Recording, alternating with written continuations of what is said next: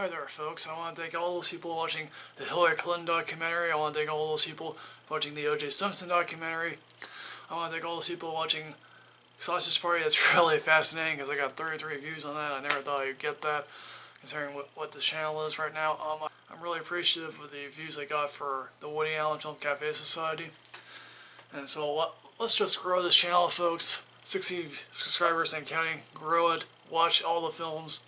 Tell the world about this channel. Help me grow it. Thank you all. War Dogs, and it's directed by Todd Phillips, and this is the true story of David Packouz, who's played by Miles Teller, who is a massage therapist. He dropped out of college, and he doesn't really know what to do with his life. He is also shown selling window curtains to retirement homes.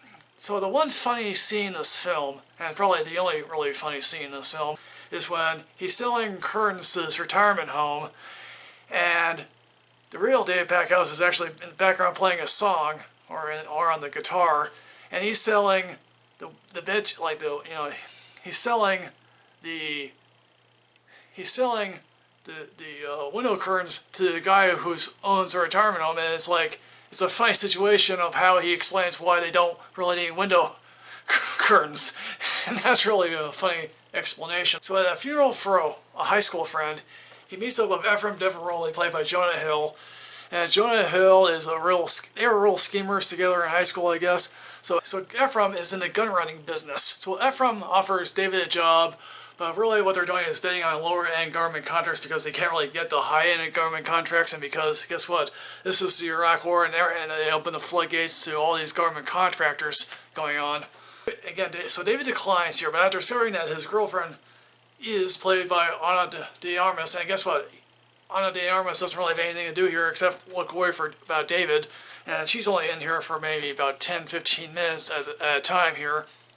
So David then accepts Ephraim's offer to go into business with them, and they climb up the food chain of getting government contracts. And so then one time they discover all these guns are being held in Jordan because Italy won't send them to Iraq. They had to go to Jordan to get them to Iraq, and that leads to a very dangerous and very fascinating scene with them. So as usual, Ephraim schemes his way into these government contracts. He also suckers in one of his neighbors, played by Kim Pollock, who's a dry cleaner. He suckers him, and by also ripping him off with a ton of money. Eventually, they climb their way and they grow their business even further, and that way, this all leads them to a really big contract to supply the Afghan army. All the while, they end up meeting Henry Gerard, played by Bradley Cooper, and this is again further proof that marketing is always deceptive here lately, folks. Bradley Cooper is in this film for maybe 10-15 minutes as well. They had this film here as if he's a major player in this film. No, he's in a few scenes and then he leaves. And so Henry Gerard here has all the wrong contracts, all the people he knows for the wrong business type of things.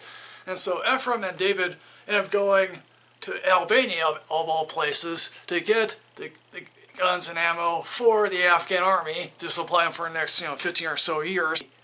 So to get the ammo to the Afghan army, they had to repackage the whole shipment.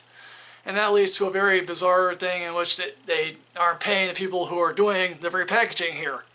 The whole thing is relatively absurd. It's directed by Todd Phillips, as I said earlier. And this is the latest, I guess, an attempt to make the absurd funny, I guess. And he's made a career out of that. But I can't help but feel this really is not all that funny in a way. Again, Ephraim, and this may be true about what the real Ephraim is like. He's a real scumbag, and maybe Jonah Hill does. And again, Jonah Hill, he's probably the best thing about this film. He's a really scummy person who really schemes and steals his way to try to make it to the top of the food chain in life. So it could have been possible that the real David Packouz was really this reluctant guy. He went along with this reluctantly, and he just figured, okay, I'll make some money and then, do whatever I can to survive. Maybe that's true. I don't really know, but again, I doubt the real story had this much banal dialogue to it. I bet there was probably a real fascinating story here, because I really doubt the dialogue here supports what they're saying, I guess. Again, whenever the film tries to get serious, it doesn't work. So some people are comparing this sort of film to, I guess, the gun version of The Big Short, directed by Adam McKay. Now, I consider this film sort of a closer cousin to, that Andrew Niccol film about a decade ago called Lord of War with Nicolas Cage. And that film, at least, it made sense of what it actually wanted to be. It was about a gun runner in and of itself, and that wasn't a comedy, but at least it wasn't a comedy, but at least it told you, at least it pulled no punches about what it wanted to be, and a film about gun running and how people are just mentally corrupt, and how governments do business with people who don't want to do business with.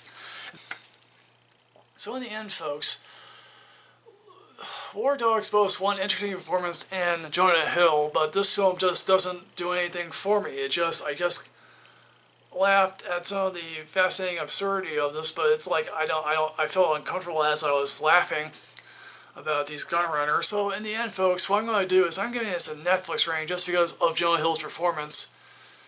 And again, it could be a worse summer this year, So what did you think of War Dogs? Did you happen to love this film? Did you happen to agree with my criticism that this really isn't a good film except for Jonah Hill? Please put your comments below down here, folks. And as always, folks, like, comment, subscribe, enrich yourself with knowledge, because otherwise you're going to be left in the dark holding the bag.